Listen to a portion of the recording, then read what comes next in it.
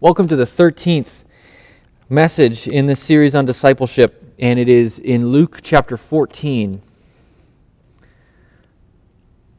Luke chapter 14.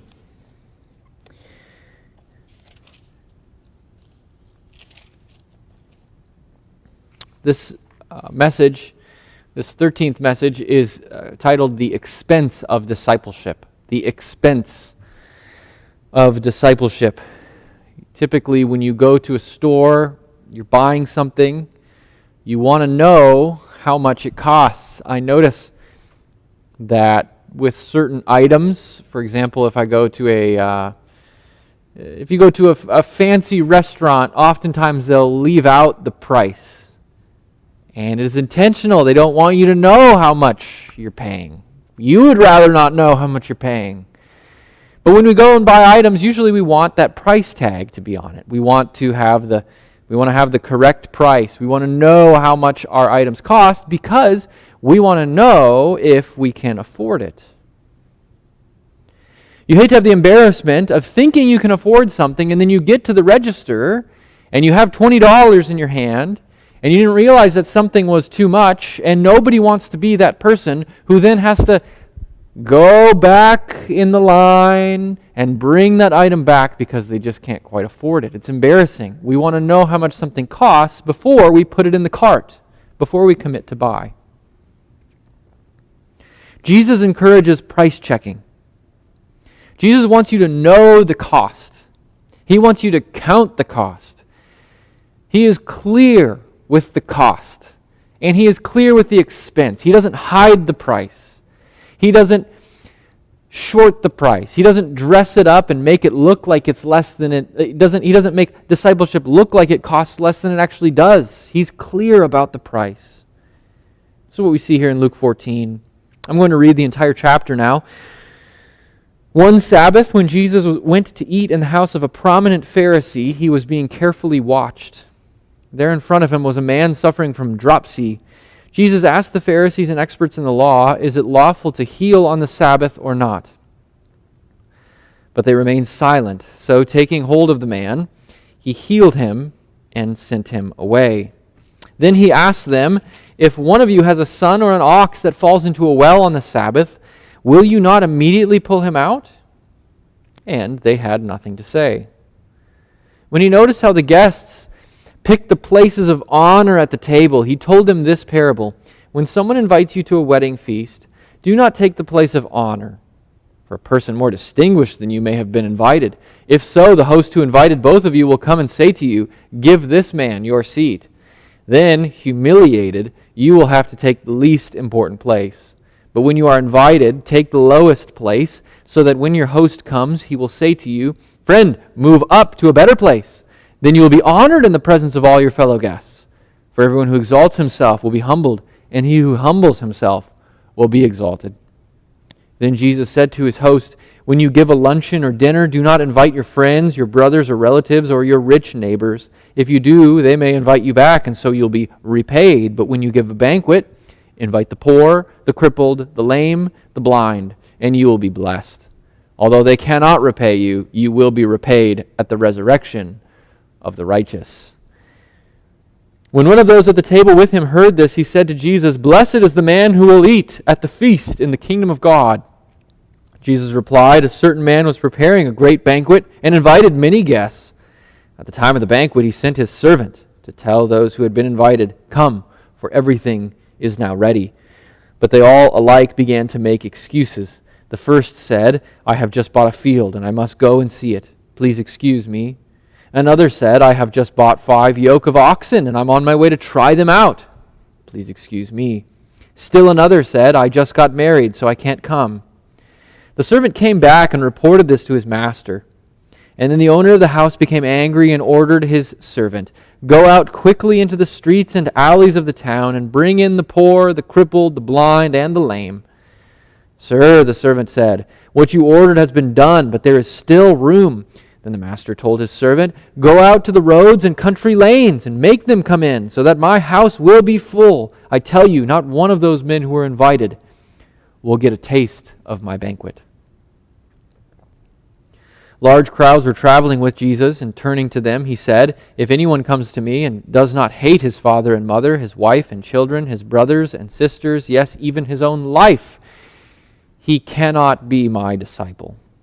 And anyone who does not carry his cross and follow me cannot be my disciple. Suppose one of you wants to build a tower. Will he not first sit down and estimate the cost to see if he has enough money to complete it? For if he lays the foundation and is not able to finish it, everyone who sees it will ridicule him, saying, 'This fellow began to build and was not able to finish.' Or suppose a king is about to go to war against another king. Will he not first sit down and consider whether he is able with 10,000 men to oppose the one coming against him with 20,000? If he is not able, he will send a delegation while the other is still a long way off, and will ask for terms of peace. In the same way, any of you who does not give up everything he has cannot be my disciple. Salt is good, but if it loses its saltiness, how can it be made salty again? It is fit neither for the soil nor for the manure pile, for it is thrown out. He who has ears to hear, let him hear." Why do we need to know about the price, the cost of following Jesus?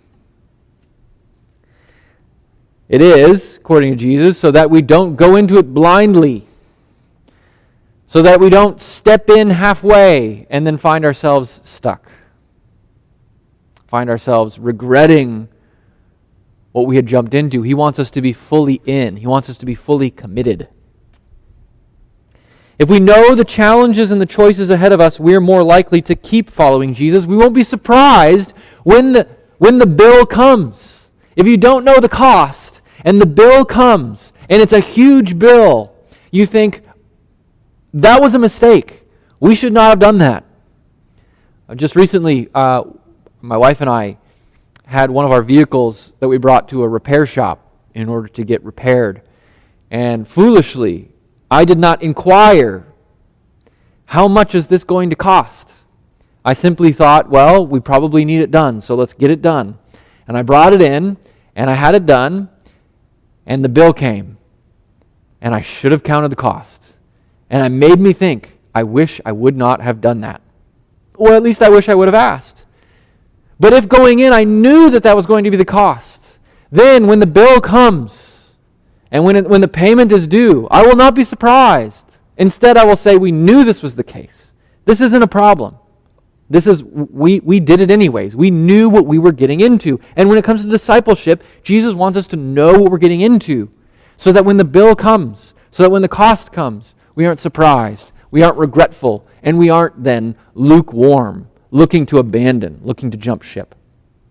In Revelation, Jesus identifies one church, and he says that he wants to spit them out of his mouth. Why? Because they're lukewarm. They're neither hot nor cold. Either you're in or you're out.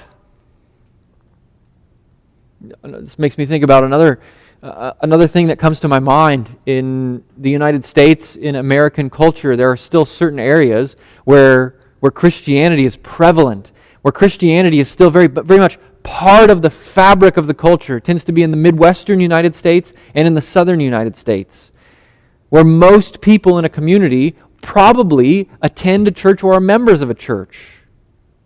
There are other areas that have become very, very different.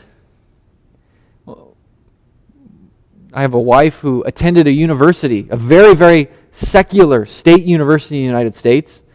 When she tells the college that she went to most Christians, they'll usually cringe. They'll say, "Wow, you went there and you're still a Christian." My wife appreciated going to that college because at that college, she said, you're either a Christian or you're not. Whereas in many of these other Christian communities, there are many people who aren't Christian at all, but they do a lot of the Christian things. Because it's easy to be a Christian in those places. Because it's part of living in those places. But we wonder, are they really a Christian? Because when it gets difficult, when it gets tough, when the price tag comes, when the bill arrives, They're nowhere to be found. They're lukewarm. They're not passionate at all. Whereas my wife appreciated going to this place where you're either in or you're out. And when she jumped in, she was in all the way. And that's what Jesus is looking for from his disciples. He wants you to count the expense, that those who profess to follow Jesus must ponder and pay the price of following him. Those who follow Jesus must ponder and pay the price of following him. So that's what we're going to do in this session. We're going to ponder the price. First, there's the price of privacy. There's the price of privacy. Verses 1 through 4, Jesus was always being watched. Jesus couldn't go about his life and then not receive scrutiny. It's amazing throughout the Gospels how often you see these questions that get aimed at Jesus. He's being watched by the Pharisees. They jump on him at the moment's notice whenever they see something that they don't quite like. Here, he can't even go to a meal without being watched. They wanted to see if he would obey God's law or if he would break it at even a small point, even a minor point. They thought he couldn't do both. Both of the things that he did on the Sabbath, they thought he probably can't do those things. According to their interpretations of God's commandment about resting on the Sabbath, they look at Jesus healing someone and they think, oh, certainly he can't heal somebody on the Sabbath. Those two can't be connected. Those two can't be mixed. They want to see Jesus fail. They want to see Jesus make a mistake. They want to find fault with him. Jesus' life is on display. Jesus never really had a life of his own while here on earth. And the truth is, neither will anyone who fully embraces discipleship, who fully, publicly embraces discipleship. You will be watched. You will be observed. You will be tried. You will be questioned by a world that is hostile to Christianity. They want to see if we're consistent or not. Do we do what we say we will? Do we follow Jesus when it's not easy? They watch to see, do we care about others? Do we really love others more than we love ourselves? God wants people to watch us, to see us following Jesus. He wants this. This is part of it so that they can see our good deeds, he says, and give glory to God. It's what he wants. But there is a price in that. Privacy is no longer something we cling to. We're to be an open book. We're to be a beacon drawing people to Jesus. Privacy, though, is an incredibly valued possession, depending especially on your culture. Some cultures are extremely private. American culture is extremely private. Privacy is such a valuable thing among us that it's even seen as a right. That there is a human right to privacy, so much so that our Supreme Court in the United States in 1973, when they're looking for an argument to be had for a right to an abortion, they based it on the right to privacy that is supposedly in the Constitution. It is a value. It is a right. It is guarded. It is protected. Followers of Jesus, however, sacrifice their privacy. And we sacrifice it because we want to put on full display the work of God. Even if it means people see what's ugly in us. Even if it means people see our faults and our weaknesses. Paul says God's strength is made perfect in our weakness. And so that means that we let people even see our weaknesses. Following Jesus costs privacy. Second, following Jesus may cost your place. It may cost your prominence. We see Jesus challenging the people at the party about jockeying for the best seats at the banquet. They want to sit at the head of the table. They want to be in the VIP section, as we call it, the very important person section. They want to be in the spotlight. The seats of honor. They want to be seen as important. And Jesus is saying, do not seek your own glory. Do not advance yourself. Jesus didn't advance himself. Jesus didn't seek his own glory. In fact, Philippians 2 says that Jesus didn't hold on to his place of equality, even though he was in very nature God. Instead, he emptied himself. He made himself nothing. He left heaven.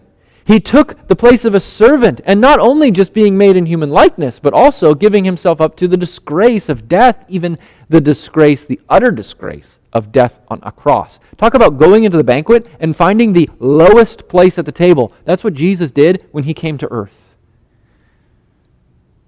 Jesus practiced what he's preaching.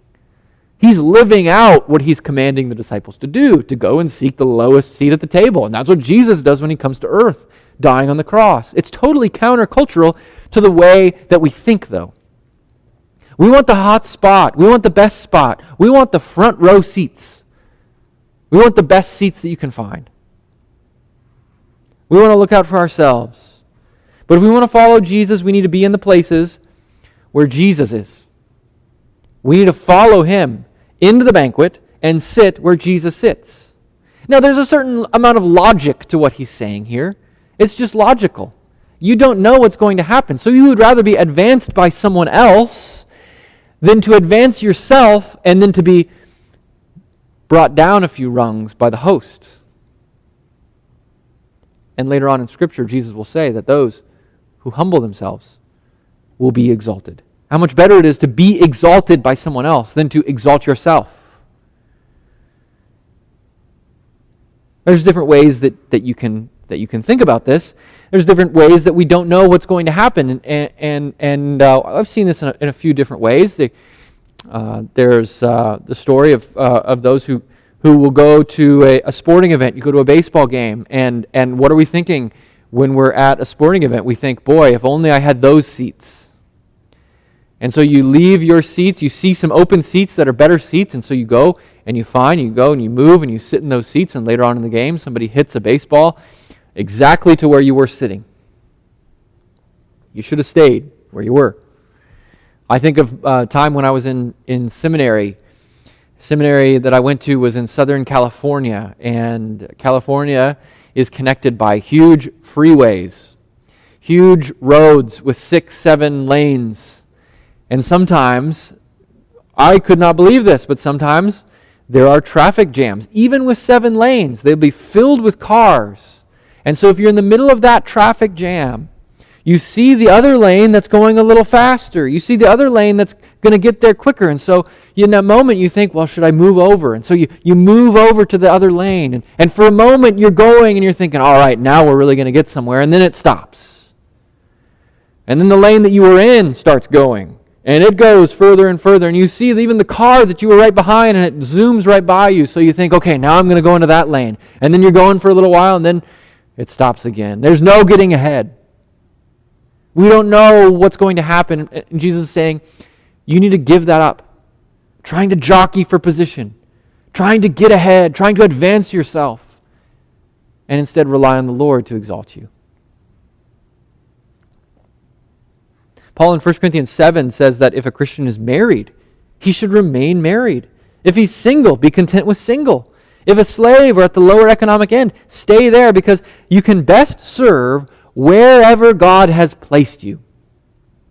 Wherever you are, that is where God has placed you. And that is perhaps where we need to be more satisfied. We must sacrifice place and prominence if we want to follow Jesus. There's another connected price to pay if we want to follow Jesus. Third, the cost of following Jesus. Maybe it's the price of the people that we associate with, the crowd that we associate with. Jesus points this out in verses 12 through 14. He talks about when you are the host, when you give the luncheon, who are the people that you invite? Who's on your guest list? Jesus is saying, don't pick people to have over, to hang around with, to be seen based on what they can do for you, based on their social standing. Pick people that you can serve. Pick people that need you. Pick people that you can encourage. Consider Jesus' own example and who he eats with, who he associates with. The sick, with sinners, tax collectors, prostitutes, the handicapped, outcasts, politically incorrect, poor, ordinary. He picked people who needed him. He picked those who needed the gospel. and he goes to them before they come looking for him. What's our basis for picking the people that we're around all the time?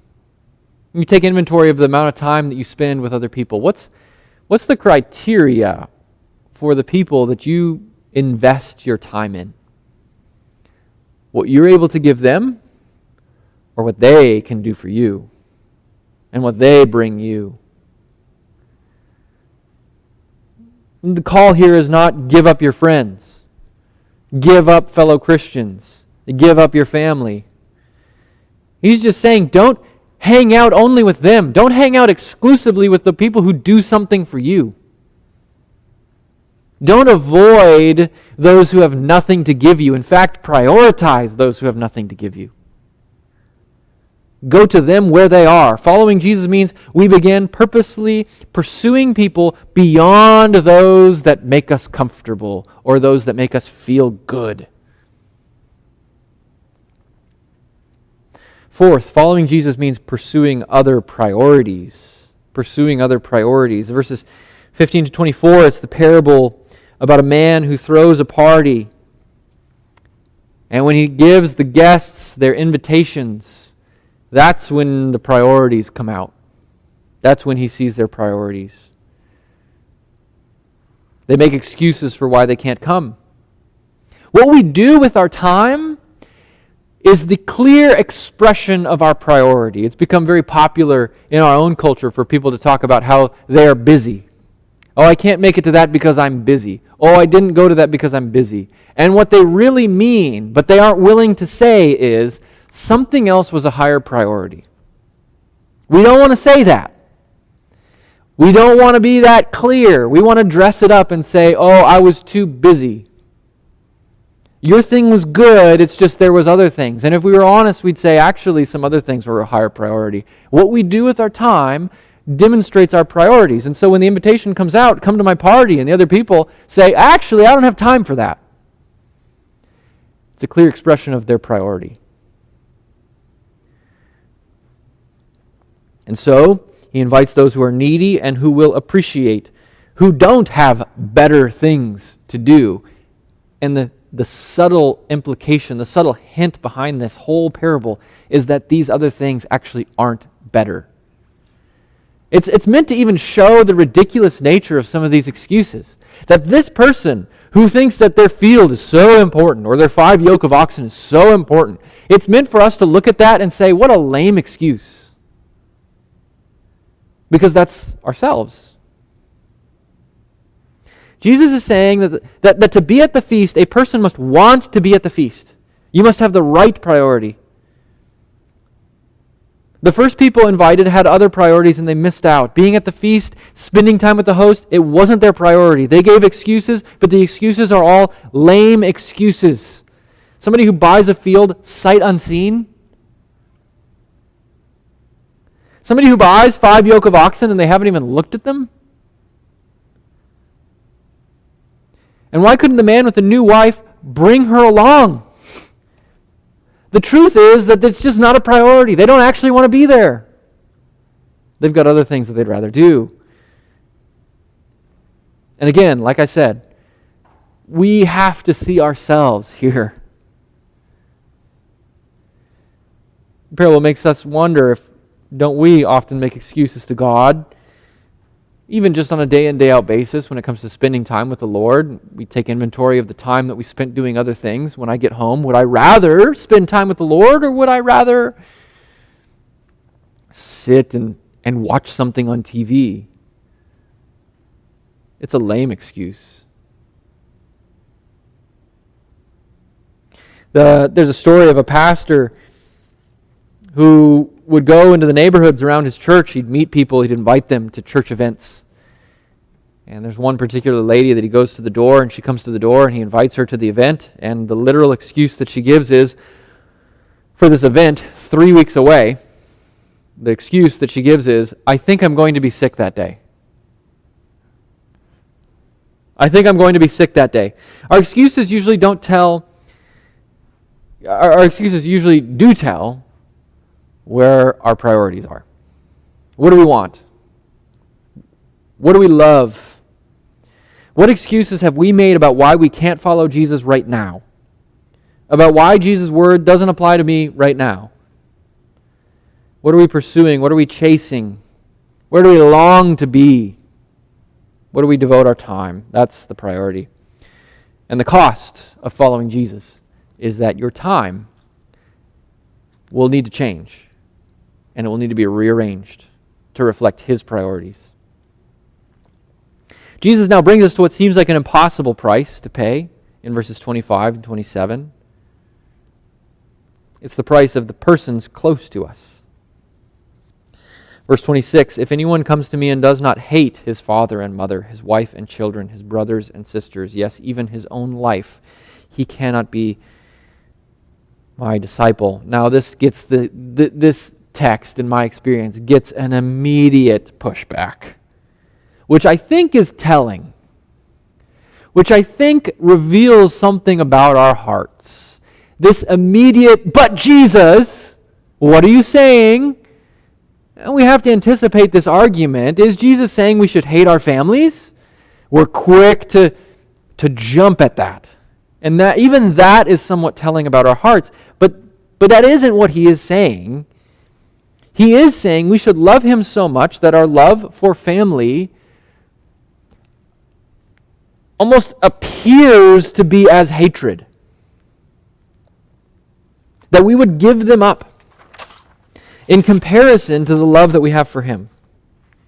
If we had to choose between following Jesus and following our family, if they weren't going in the same direction, we would choose to follow Jesus.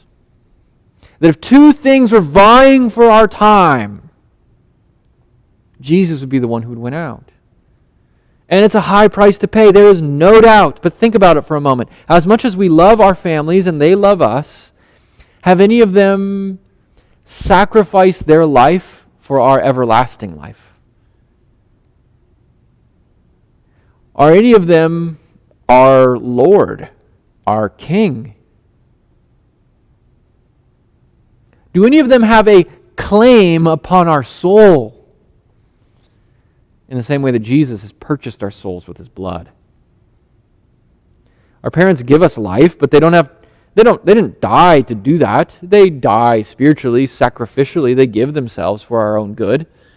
But it's not the same as Jesus. Jesus did literally die. It's not an easy price to pay, but we think about all the different prices that Jesus paid. And we consider what Jesus promised in Mark 19. In Mark 19, it can't be Mark 19. That's a reference. I'll have to figure out what that reference was. I apologize. What Jesus promises that whoever, perhaps it's Mark 9. Mark 9, 29 and 30. That's not the right reference either. I'm guessing the reference is to the fact that Jesus promises that whoever gives up their life for him, they will receive beyond what they can imagine in this life, and then after this life, everlasting life. There's a good example of this in a man named Eric, given by a man named Eric Philman. He speaks of meeting a Chinese couple in Hong Kong, and he's traveling to China, and he tells the story like this: A friend took me down a narrow alley to a second-floor flat to meet a man recently released from prison in China. I knew I would be pressed to carry Bibles and literature on my trip, but I was hesitant. I tried to mask my fear with rationalizations about following the law, following the rules, other concerns. A Chinese man in his 60s opened the door, and his smile was radiant, but his back was almost bent over double. He led us to a sparsely furnished room, and a Chinese woman of about the same age came to serve tea. As she lingered, he says, I couldn't help but notice how they touched and lovingly looked at each other, and my staring didn't go unnoticed. For soon they were both giggling. What is it? I asked my friend. Oh, nothing, he said with a smile. They just wanted you to know that it was okay. They're newlyweds, And not only are they newlyweds, this elderly couple, but they had been engaged in 1949 when he was a student in seminary, and on the day of their wedding rehearsal, Chinese communists seized the seminary and took the students to a hard labor prison.